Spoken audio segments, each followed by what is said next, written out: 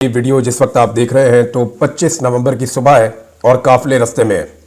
कौन कौन कहां पहुंचा है और सूरत-ए-हाल क्या है, ताज़ा तरीन सारी अपडेट्स मैं आपको बता देता हूं। लेकिन पहले आप ये देख लें कि हुकूमत के कैंप में कितनी खलबली है।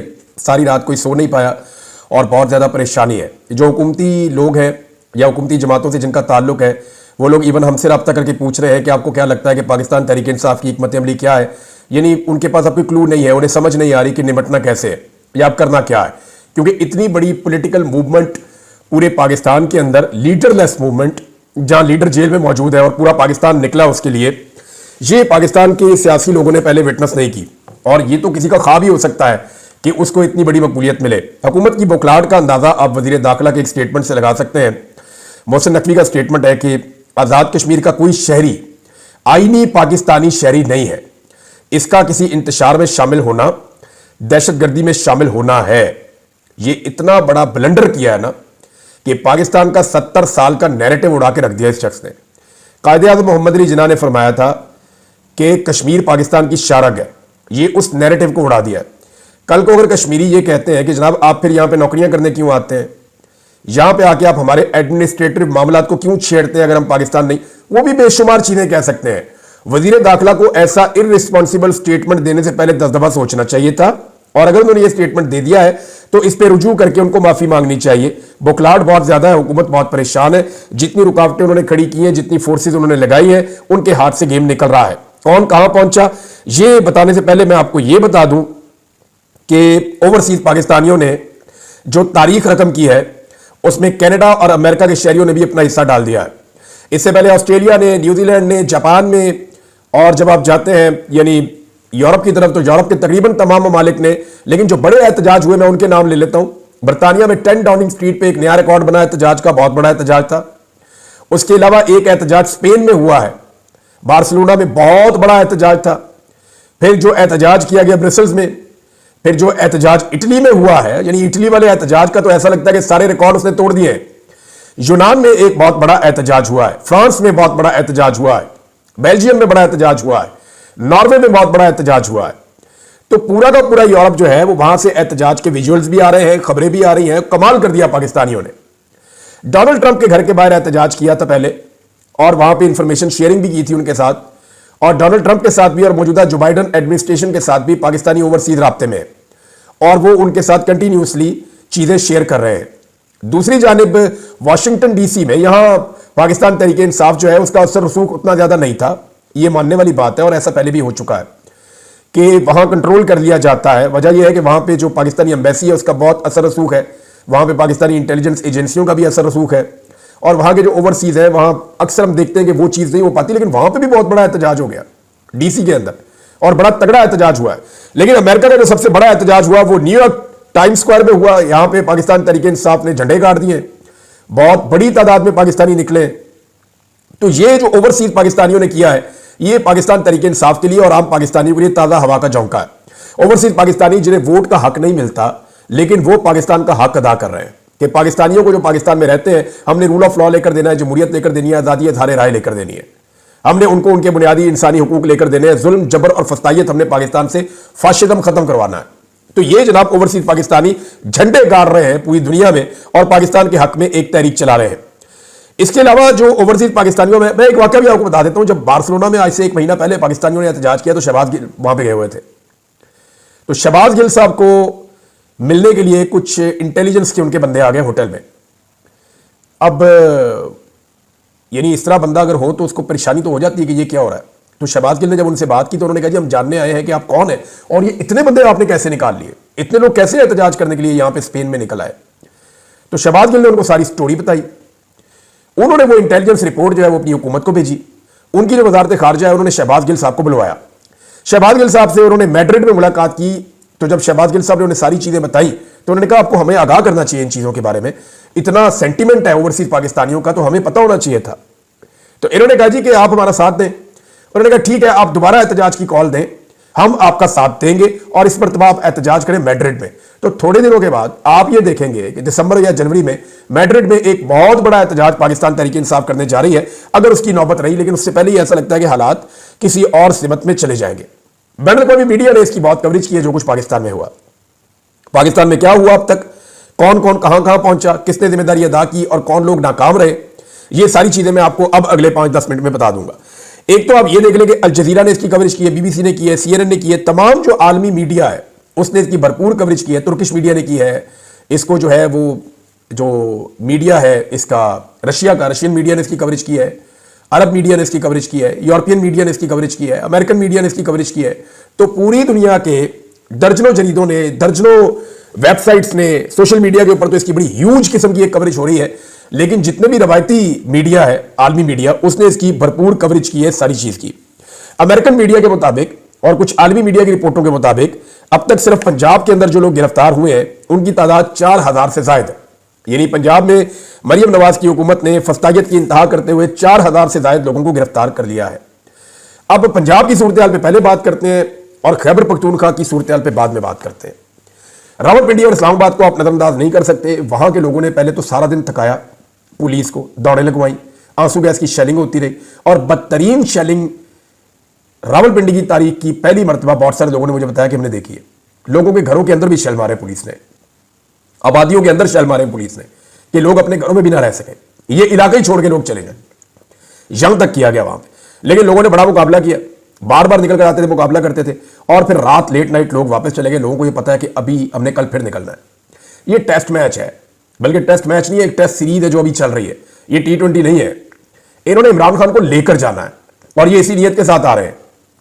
मैं आपको बताता हूं, पहले जो पंजाब के लोग हैं जिन्होंने बड़ा कारनामा किया, जिनके काफिले अभी चल रहे हैं या रस्ते में स्टे किया हुआ है और ये लोग आगे बढ़ते चले जाएंगे, इन्होंने बड़ी बड़ी रुकावटें अबूर की हैं। तो इनमें एक ओन अब्बास बप्पी, ये एक बड़े काफिले की क़यादत कर रहे हैं जनूबी पंजाब से और ये अपने काफिले को लीड कर रहे हैं।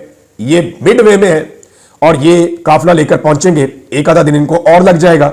तो ये काफिला अभी तक पुलिस के काबू नहीं आया। वजह यह है इसमें लोगों की तादाद ज्यादा है, तो जब पुलिस से इनका आमना सामना होता है तो ये पुलिस को खुदेड़ देते हैं।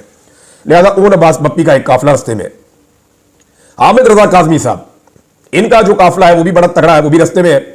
कुछ काफिले जनूबी पंजाब से पहुंचे हैं सरगोदा में और सरगोदा में रात गुजारने के बाद वो वहां से निकलेंगे। नईम हैदर पंजूथा साहब, इनका काफिला जो है वो भी रस्ते में है। जरताज गुल वजीर साहबा, इनका आपको मैंने बताया ये कल से ही निकले हुए हैं सुबह से और आज भी ये दोबारा ट्रेवल करेंगे, तो इनको भी पहुंचना है। इनके साथ काफी बड़ी तादाद में लोग हैं, गाड़ियां हैं, बड़ा अच्छा तगड़ा काफिला है। महर अब्दुल सत्तार, इन्होंने तो जनाब तारीख रकम की है, इनको कोई रास्ता नहीं मिला निकलने का, तो इन्होंने रावी क्रॉस किया। अब रावी गाड़ियों समेत कैसे क्रॉस हो सकता है? तो आप में से शायद बहुत सारे लोगों ने ना सुना हो, एक चीज होती है वो रावी के लोग जानते हैं। मैं क्योंकि वहां पे शिकार खेलता था तो मैं अपनी गाड़ियां अक्सर उसके ऊपर क्रॉस करवाता था, उस पर ट्रैक्टर ट्रॉली भी क्रॉस हो जाती है, उसको कहते हैं बेड़ी। हम जितने शिकारी हैं वो सारे उसको बेड़ी को जानते हैं। ये बेड़ी लाके किनारे पे लगाई जाती है, जो बड़ी बेड़ी होती है उसके अंदर 4-4 गाड़ियां इकट्ठी खड़ी हो जाती है और वो गाड़ियां क्रॉस कर जाती हैं दरिया को और फिर वो वापस जाती है, फिर और गाड़ियां आती हैं, फिर वापस जाती है और गाड़ियां आती हैं। तो इस तरह महर अब्दुल सत्तार ने अपनी बहुत सारी गाड़ियां जो है वो बेड़ियों के ऊपर क्रॉस करवाई है रावी, और वहां से वो शेखुपुरा में दाखिल हुए और अब एक नया रास्ता लेकर वो अपना काफिला लेकर आगे जा रहे हैं। तो महर अब्दुल सत्तार ने भी बड़ी रुकावटें अबूर करके मेन रोड पकड़ लिया है। सियालकोट के डार जो है, जिनमें रेहाना डार साहब है, उनकी गिरफ्तारी की इत्तला आ रही थी लेकिन कंफर्मेशन अभी तक नहीं है। उमर डार और रेहाना डार इसको लीड कर रहे थे और भी बहुत सारे लोग हैं। तो ये काफिला भी रस्ते में है और ये भी कोशिश कर रहे हैं कि किसी तरह पहुंचे। कसूर के अंसारी जो है उनका एक बहुत बड़ा काफिला है, उसके बारे में बताया जा रहा है कि वो भी जोर लगा रहा है, वो वापस नहीं गए लोग। शबीर कुरैशी और इनके साथी ये जनूबी पंजाब से निकले, ये एक काफिला और है, इसने एक जगह पे भी पड़ाव किया हुआ है और ये भी पहुंचेगा। मियांवाली से उमैर नियाजी का एक बड़ा काफिला था और मियांवाली के वैसे बहुत सारे काफिले थे, मियांवाली से बड़ी दुनिया निकली है और इन्हीं लोगों ने DI खान से आने वाले सबसे बड़े काफिले के रास्ते खोले। वहां पे शाहिद खटक का काफिला आ रहा था, शेर अफजल मरवत के भाई का काफिला आ रहा था, सालार काकड़ का काफिला आ रहा था, उमर अमीन गंडापुर का DI खान वाला काफिला आ रहा था। तो वहां पे 7-8 काफिले इकट्ठे होकर एक बड़ा काफिला बना था जो पुलिस के साथ जंग लड़ रहा था एक तरह की। ये जब मियांवाली वालों ने अपनी रुकावटें अबूर की है तो ये पीछे से आए तो पुलिस बीच में सैंडविच बन गई, पुलिस खेतों में भागी है, रास्ता खुला, अब ये सारे लोग वहां से निकल गए। रास्ते में 2 रुकावटें और थी, उनको अबूर करने के बाद इन्होंने फतेह जंग इंटरचेंज अभी क्रॉस कर लिया जब मैं वीडियो रिकॉर्ड कर रहा हूं और ये इस्लामाबाद से कोई 15 किलोमीटर पहले पड़ाव डाल के ये काफिला खड़ा है। और जो क्लेम कर रहे हैं इस काफिले के अंदर मौजूद लोग, वो यानी हर काफिले वाले से अलग बात करें तो वो क्लेम करता है कि 10 से 20 हजार बंदा मेरे साथ है। तो ये 7-8 काफिले हैं। यानी अगर हम ये कहें मोहतात अंदाजे में 50,000 से 1 लाख आदमी इस जगह पे मौजूद है तो आप मोहतात अंदाजे में ये कह सकते हैं। अब इस काफिले ने जाना है इस्लामाबाद या यहां पर रुकना है या वापस पीछे जाना है पेशावर की तरफ, यह फैसला भी नहीं हुआ। यह फैसला होगा आज सुबह जब आप ये वीडियो देख रहे हैं तो उस टाइम पे कभी ये फैसला होगा, क्योंकि कट्टी पहाड़ी पे बहुत बड़ी रुकावटें खड़ी की गई है। वहां पे इस वक्त एक जंग जैसी सूरत हाल है और वहां जो फ्रंट के ऊपर लोग मौजूद हैं खैबर पख्तूनख्वा के, मैं उनके बारे में आपको बता देता हूं। वहां पे इस वक्त सुहेल अफरीदी, मीना खान अफरीदी और उमर अयूब खान साहब, इनके काफिले क्योंकि वहां से हजारा से पहुंच चुके हैं, ये वहां पे आके कट्टी पहाड़ी पे टकराए हैं, तो ये लोग इस वक्त फुल मुजामत कर रहे हैं। ये मुराद सईद की टीम पूरी की पूरी जो है वो इस वक्त कट्टी पहाड़ी के ऊपर मुजामत कर रही थी, लेकिन फिर वहां पे पाकिस्तान तहरीक इंसाफ ने अपना पड़ाव डाला है और कट्टी पहाड़ी को उन्होंने क्रॉस करना है। अब देखना यह है कि वो एक तरफ से जोर लगा के उसे क्रॉस करते हैं या पीछे से मदद मांगते हैं। अटक से जो लोग निकले उन्होंने सारा दिन मोटरवे पे कब्जा रखा है, पुलिस को भगा दिया था उन्होंने। अटक का डीपीओ लोग ढूंढते रहे, वो नजर ही नहीं आया। अब ये जो अटक से लोग निकले हैं ये वापस अटक में ही अपने घरों में चले गए और वो ये कह रहे हैं जी हम दोबारा निकलेंगे। जुल्फी बुखारी साहब की जो फैमिली है, जो यहां पे उनके कजन हैं, जो उनके बाकी रिश्तेदार हैं, वो यहां पे बड़ी जबरदस्त उन्होंने लड़ाई लड़ी है। अटक के मैं पहले ये आपको बताना भूल गया था और बाद में इंफॉर्मेशन होती भी नहीं है, फिर मैंने जो ग्राउंड रियलिटीज मुख्तलिफ लोगों से इंफॉर्मेशन ली तो वो ये है कि अटक के जो 500 एमपीएज हैं उन्होंने भी बड़ा जोर लगाया और वो 500 एमपीएज अपने अपने लोगों को लेकर निकले और कोई एक भी गिरफ्तार नहीं हुआ अभी तक। और फिर जब उन्हें पता चला कि अभी खैबर पख्तूनख्वा वाले बहुत लेट है, हमें उनको लेकर जाना है या उनकी मदद करनी है, तो फिर वो वापस गए और उन्होंने नई हिकमत अमली बनाना शुरू की है। वो कल दोबारा निकलकर मोटरवे पे आकर टच करेंगे। अभी मोटरवे के ऊपर इस वक्त खड़े हैं बहुत बड़े काफिले जो साउथ की जानिब से आ गए हैं, जो डीआई खान से क्रॉस करते हुए सी पैक से आए। वो तकरीबन 15 किलोमीटर इस्लामाबाद से पहले, टूल प्लाजा से पहले, ये सारे वहां पे खड़े हैं और कई किलोमीटर तक वहां पे फैले हुए। अब एक काफिला जो उमर अयूब के साथ आ रहा था, उनकी क़यादत में सबसे ज्यादा जंग अगर किसी काफिले ने लड़ी है तो इसने लड़ी है। पहले इनको एक मतलब दी गई जाके टेक्सला में पुलिस का मुकाबला करें। ये वहां गए और वहां इन्होंने कई घंटे टेक्सला में मुकाबला किया। फिर इनको कहा गया नहीं, आप अली अमीन के काफिले के साथ आकर मिले, आप वापस आए। ये वापस आए, हजारा मोटरवे से उतरे तो इनको वहां पे गाजी बरोता के पास गालिबन वहां एक बहुत बड़ी मुजामत का सामना करना पड़ा। इन्होंने वो रुकावटें भी तोड़ दी। उसके बाद ये अली अमीन के पास पहुंचे और इस वक्त ये काफिला सबसे आगे था जब ये कट्टी पहाड़ी को जाकर टच किए।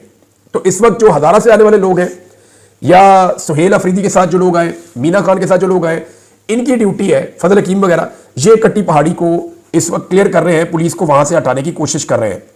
तो मैंने आपको उन लोगों के नाम लिए जिन लोगों ने बड़ा जबरदस्त परफॉर्म किया है। और अभी ये टेस्ट मैच चलेगा। अभी लाहौर ने निकलना है, अभी फैसलाबाद ने निकलना है, अभी सियालकोट ने निकलना है, गुजरांवाला ने निकलना है, अभी तकरीबन दर्जनों शहरों ने निकलना है, क्योंकि लोग इंतजार कर रहे हैं कि अगली कॉल क्या आती है और किस तरीके से आती है। जब डी चौक पहुंचेगी पाकिस्तान तहरीक इंसाफ तो उसके बाद एक नया खेल शुरू होगा और इस मरतबा तहरीक इंसाफ को डी चौक में पहुंचने से रोकना इतना आसान नहीं है। शौकत बसरा साहब एक काफिला लेकर आ रहे हैं और शौकत बसरा साहब का काफिला भी काफी बड़ा है। वो जनूबी पंजाब से निकलने में कामयाब हो गए अपने इलाके से। पुलिस का घेरा उन्होंने तोड़ दिया था क्योंकि उनके साथ भी लोग मौजूद थे, पुराने पॉलिटिकल वर्कर है, वो समझते हैं इन चीजों को। तो शौकत बसरा साहब भी रस्ते में है। फयाज झचड़ा साहब वो भी रस्ते में, जिनके बेटे को टॉर्चर किया गया था प्लास के साथ और उसकी वीडियो बना के घर वालों को दिखाई गई थी वीडियो कॉल पे। उनकी वालदा को बहुत थ्रेट किया गया था। ये एमएनए साहब है, ये भी जनाब पहुंच गए हैं। जनूबी पंजाब वालों ने बीच में चंद जगहों पे स्टे किया है और अब वो सुबह से दोबारा आगे बढ़ना शुरू करेंगे। जैन कुरैशी, आमिर डोगर, ये दोनों बुरी तरह नाकाम हुए। ना सिर्फ ये खुद नाकाम हुए बल्कि इन्होंने अपने पीछे ऐसे लोग भी नहीं छोड़े जो लीड करते। और अभी तक मुल्तान से कोई बड़ा काफिला रिपोर्ट नहीं हुआ। अगर जैन कुरैशी नहीं है तो उनकी बहन कहां है, बाकी लोग कहां हैं, अभी तक कुछ पता नहीं चल रहा। लेकिन मुमकिन है कि वो लोग मैदान में आ जाए और थोड़ी देर में चीजें क्लियर हो जाए जब आप ये वीडियो सुन रहे हो, क्योंकि गिरफ्तार तो कोई भी हो सकता है, लेकिन जिस तरीके से ये गिरफ्तार हुए उस पर कारकुन और अवाम बहुत गुस्से में है। बीसियों नाजरीन ऐसे गुमनाम हीरोज हैं जिनके अभी नाम इसलिए नहीं ले रहे हमने बल्कि आपस में हम डिस्कस कर रहे थे नामों का, तो हमने ये फैसला किया कि अभी उनके नाम नहीं लेंगे क्योंकि सारा टारगेट उनको किया जाएगा। और ये गुमनाम हीरोज ने कमाल किया। लेकिन एक आदमी का मैं नाम लेना चाहूंगा। इस आदमी का पाकिस्तान तहरीक इंसाफ से ताल्लुक कोई नहीं है, ये एक इनकलाबी शायर है सिर्फ। और ये शख्स जो है ये सिर्फ पाकिस्तान की खातिर निकला हुआ है, ना इसका कोई फायदा है ना इसका कोई मफाद है। ये सिर्फ अपने मुल्क के फायदे के लिए निकला हुआ है, अपने जमीर की आवाज पे। ये निकलता है जहां पे लोग थकते हैं और हारने लगते हैं तो ये उनको शायरी सुनाता है और उनको अपने शेर सुना के उनका खून गरमाता है और उनको वापस मैदान में लेकर आता है। ये आदमी लगातार कई दिनों से लोगों को मोटिवेट कर रहा है, कभी बाजारों में, कभी दुकानों पे, कभी ढाबों पे, कभी चाय के अड्डों पे, हर जगह पे ये आदमी जाता है और लोगों से मिलता है। जितनी इसने कंपेन की है इस तहरीक के लिए उतनी शायद पाकिस्तान तहरीक इंसाफ के अच्छे खासे लोग नहीं कर पाए। इसका नाम है अहमद फरहाद। अहमद फरहाद को मैंने हर जगह ग्राउंड पे देखा, हर जगह तकलीफ वाली जगहों पे देखा, लोगों को रेस्क्यू करते हुए देखा, लोगों को मदद करते हुए देखा, लोगों को शायरी सुनाते हुए देखा और लोगों के साथ कंधे से कंधा मिलाकर खड़े हुए देखा। तो अहमद फराद का नाम अगर ना लिया जाए तो बहुत बड़ी ज्यादती है, लेकिन एक बात बड़ी क्लियर है कि मुराद सईद का जो असर है और मुराद सईद का जो एक अपना पार्टी के अंदर पूरा एक ग्रुप है नौजवानों का, वो आज भी मुझे ऐसा महसूस हुआ कि खैबर पख्तूनख्वा से आने वाले लोगों में सबसे ज्यादा एक्टिव वही लोग हैं। नाज़रीन, कभी आपने सोचा है कि नवाज शरीफ साहब को ऐसे कारकुन क्यों नहीं मिले? यानी अगर वो गिला करते हैं या रोते हैं तो उनका रोना बनता है मियां साहब का। उनका कारकुन आराम मांगता है, खाना मांगता है, चीजें मांगता है, पैसे मांगता है, फायदे मांगता है, लेकिन मियां साहब के लिए ऐसी कुर्बानी नहीं देता। आप अंदाजा करें, अभी 24 घंटे हो गए लोगों को अपने घरों से निकले हुए, आंसू गैस के शल भी खा रहे हैं, खाना भी ठीक तरीके से नहीं मिला, नींद भी पूरी नहीं हो रही, फिर भी वो घर नहीं जा रहे। वो पाकिस्तान की आवाज बने हुए और पाकिस्तान के लिए लड़ रहे हैं। ये जो 24 करोड़ पाकिस्तानियों का मुकदमा है, वो ये लोग सड़कों के ऊपर खड़े होकर लड़ रहे हैं। ये लोग चंद लाख जरूर होंगे, लेकिन ये पूरे पाकिस्तान का मुकदमा लड़ रहे हैं और पूरे पाकिस्तान से इकट्ठे होकर पहुंचे हैं। ओवरसीज का नाज़रीन मैं आपको बताना भूल गया कि कनाडा में भी बड़ा अच्छा एहतजाज हुआ है, बड़ा जोरदार तरीके से उनकी पार्लियामेंट के बाहर खड़े होकर ओवरसीज पाकिस्तानियों ने एहतजाज किया है। नाज़रीन, एक चीज और जो मैंने महसूस की है वो ये है कि नौजवान जब रुकावटें अबूर करते हैं तो वो आगे आगे भगड़े डालते हैं। मैंने कुछ जर्नलिस्ट ने उनसे बात की, लड़कों से, मैंने कहा ये क्या हो रहा है? उन्होंने कहा इमरान भाई ये इमरान खान को लेने आ रहे हैं, इनकी पूरी पक्की नीयत है कि ये इमरान खान को छुड़वा के ले जाएंगे। मैंने कहा यार हाउ इज इट पॉसिबल? तो उसके कानूनी नुक्ते भी होंगे। उन्होंने कहा जी इनको कुछ पता नहीं है, ये इमरान खान को लेने आ रहे हैं, ये पुलिस को भगाते हैं, रास्ता खोलते हैं, आगे जाके भगड़े डालते हैं कि हम अपने लीडर के मजीद करीब पहुंच गए, वो इमरान खान को लेकर वापस जाएंगे। उनके दिमाग में ये चीज बैठी हुई है जो लोग आ रहे हैं। अच्छा, इमरान खान कैसे छूट सकते हैं, इसका कानूनी रास्ता भी है, मैं आपको बताता हूं। 27 तारीख तक ये लोग पहुंचेंगे इस्लामाबाद में, 26 को या 27 तक पहुंचेंगे, क्योंकि इसमें टाइम लगेगा। आज 25 है, हो सकता है आज और करीब पहुंचे, 26 को हो सकता है वो पहुंच जाए डी चौक में, और 27 की सुबह इमरान खान साहब की रिहाई हो सकती है। इसलिए कि वो जो 8 केस जिनमें इमरान खान साहब की गिरफ्तारी डली हुई है, उन 8 केसेस की जो तारीख डली हुई है वो 27 तारीख है और वो लाहौर में लगा हुआ है केस। मुमकिन है वहां इमरान खान साहब को बेल मिले और इमरान खान साहब रिहा हो जाए, क्योंकि फिर एक ही केस रह जाएगा, वो रावलपिंडी वाला मुकदमा है, और वो 26 तारीख को उसकी वहां पे समात है, और मुमकिन है कि वहां पे इमरान खान साहब की बेल हो जाए या उस मुकदमे में मजीद रिमांड ना दिया जाए। तो इस तरह इमरान खान साहब बाहर भी आ सकते हैं, लेकिन अगर वो बाहर आए तो ये किसी दबाव या डील का नतीजा नहीं होगा, ये एक्चुअली दबाव लोगों ने डाला होगा इंसाफ के हुसूल के लिए। क्योंकि इमरान खान को अगर अभी छोड़ा गया तो ये ऐन इंसाफ का तकाजा होगा, क्योंकि आपने 1.5 साल अंदर रख के उस आदमी से आप कुछ नहीं निकाल सके, सारे झूठे और बोगस मुकदमे जो उसके ऊपर किए गए और पूरी दुनिया में इनके खिलाफ आवाज उठ रही है। तो नाज़रीन, ये अब तक की इतलात थी, मैंने आपके साथ शेयर की है, बाकी चीजें आपको दोपहर को बताते हैं। अब तक के लिए इतने, अपना ख्याल रखिए, अपने चैनल का भी। अल्लाह हाफिज़।